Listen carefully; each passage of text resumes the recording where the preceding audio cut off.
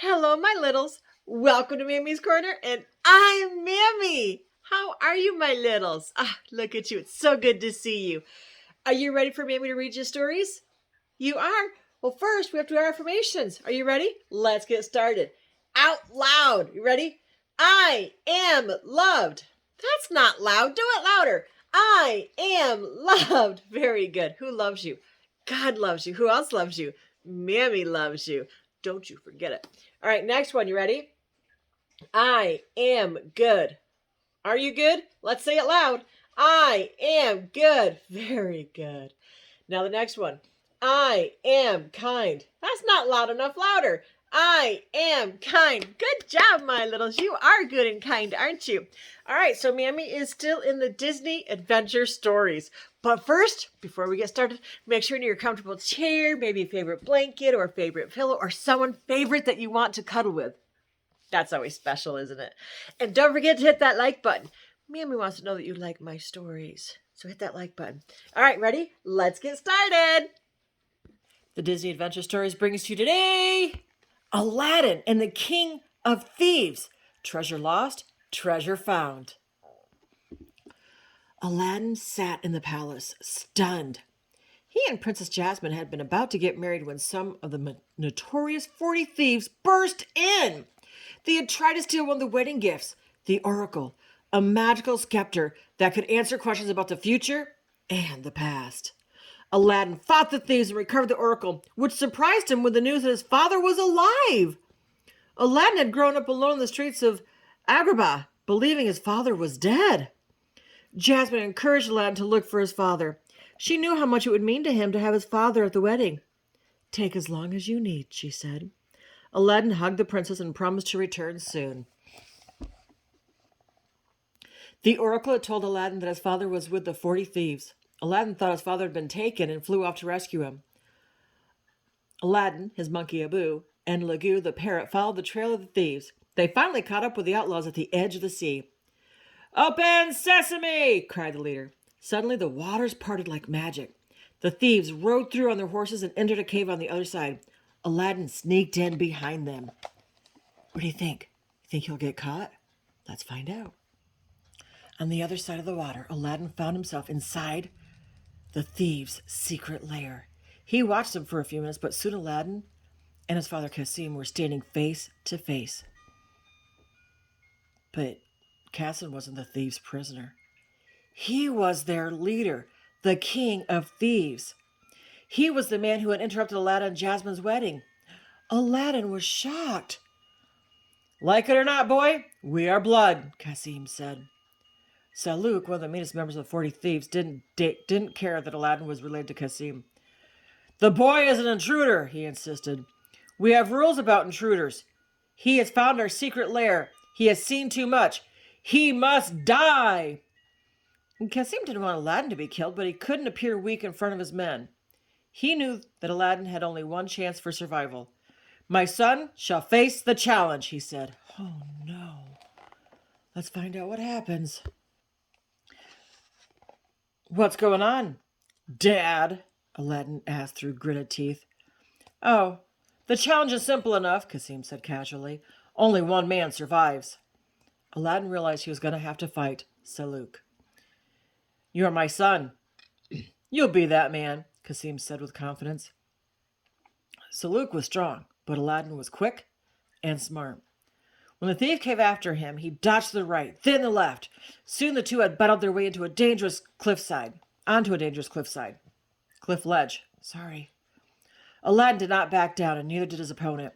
Finally, Saluk lost his balance and fell into the water below. Aladdin sighed with relief and looked up to see his father smiling proudly. Aladdin didn't realize that by surviving the challenge, he'd become a member of the 40 thieves. He didn't want to be a thief, though. In the morning, he would return to the palace and Jasmine. "What do you think, littles? Do you think that he should stay a thief? Or do you think he should be good and kind and not be a thief? Let me know." Later that night, Cassim told his long-lost son about a treasure that he was seeking. It was called the Hand of Midas, and everything it touched turned to solid gold. He showed Aladdin an entire ship that had turned into gold. Aladdin was angry. So that was the reason his father had left? To search for treasure? Cassim tried to explain himself to his son. I knew exactly what I wanted for my family. The best. We never wanted gold. We wanted you, Aladdin said. I wanted a father. I still do. Come to my wedding.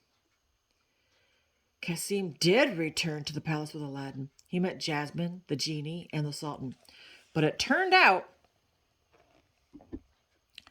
he was really only interested in getting the oracle. He thought it would tell him where to find the hand of Midas. When Aladdin found out why his father had come to the palace, he was hurt and angry. He had thought that a different life and being near him could change his father. You can change my clothes, Aladdin, said Cassim, but you can't change who I am. Aladdin said goodbye to his father, who left with the oracle and Lagoo to find the treasure. Oh, what do you think, my littles? Well, let's find out. When Cassim returned to the 40 Thieves' secret lair, he was in for a surprise. The thieves came out, their swords drawn and faces hardened. Why don't they look happy to see you? Iago asked worriedly. Cassim saw why. Saluk! He had survived the fall from the cliff and turned the other thieves against Cassim. They took him captive. Soon after, Saluk tied Cassim and Iago to the mast of a ship guarded by the other thieves. When they were in the middle of the sea, Saluk demanded that he ask the oracle and the all-important question. Reluctantly, Cassim asked, where can we find the hand of Midas? The oracle shot out a brilliant white light. The vanishing isle will appear at dawn, it answered. I will show you the way. Uh-oh, what's going to happen? Moments later, Iago escaped from the ship and quickly flew back to the palace.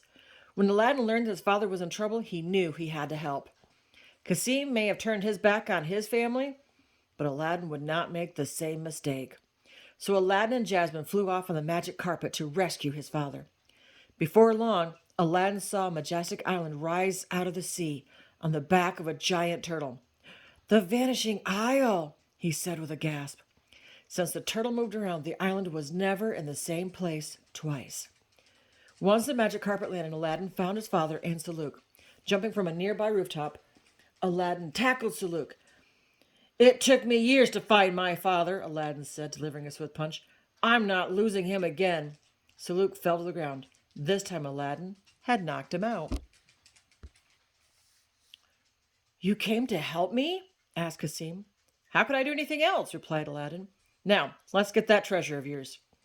Aladdin and Cassim quickly found the temple that contained the hand of Midas. All of a sudden, water came rushing toward them. The great turtle was diving. Soon the vanishing isle would be underwater. Together, they scaled the walls. Then Aladdin jumped, landing on a giant rotating hand that was floating. On it stood a wooden statue. The statue's hand was gold. It was the hand of Midas. Be careful, Cassim warned Aladdin. Don't touch the golden hand.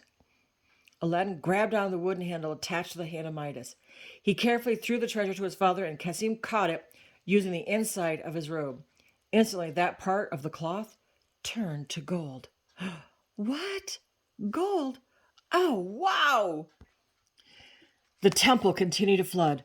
Time to go, Aladdin, Cassim called out. Nobody's going anywhere, said a voice. It was Saluk. He jumped on the giant floating hand, trapping Aladdin. Give the hand of Midas to me, Cassim, he ordered, or your son dies. Cassim threw the treasure to his enemy. Saluk caught it in his hands. The hand of Midas is mine, he yelled with an evil laugh. Ha, ha, ha. Suddenly, Saluk realized his mistake. He had touched the golden part of the hand, not the wooden handle. He turned into a golden statue and fell like a stone into the water below. Well, that was kind of cool, wasn't it, littles? Aladdin and Cassim carefully recovered the treasure and scrambled to escape the rising water. When they were safe, the King of Thieves took one last look at the hand of Midas. This wretched thing almost cost me the ultimate treasure, said Cassim. He hugged Aladdin. It's you, son. You are my ultimate treasure. I am sorry it took me this long to realize it. The hand of Midas can take us crystal to the bottom of the sea. Then he threw the hand of the Midas from the temple roof. Aww. Aladdin and Cassim hurried back to the magic carpet. Aladdin turned to Jasmine. "Let's go home," he said. "We have some unfinished business." Aladdin and Jasmine returned to Agrabah so they could finally get married. Cassim hid in the shadows and watched his son walk down the aisle. Iago flew up to him. "Broad daylight? No mask? Pretty risky if you ask me," the bird said. "Even a wanted man can risk a bit to see his own son's wedding," replied Cassim. He knew Aladdin was well worth it. The end. I hope you liked that story, my littles. Wasn't it kind of cool how he saved his own dad even though his dad didn't want to save him? So remember, it's always nice to be good and kind. So be good, be kind. Help your siblings, help your parents, help anyone around. Because it's always good to be good and kind, because kindness comes back to you when you give kindness in return. All right, until next time, my littles, be good and be kind. Who loves you? God loves you, and Mammy loves you. That's right. But Mammy loves you bestest. Until next time, my littles, be good and be kind.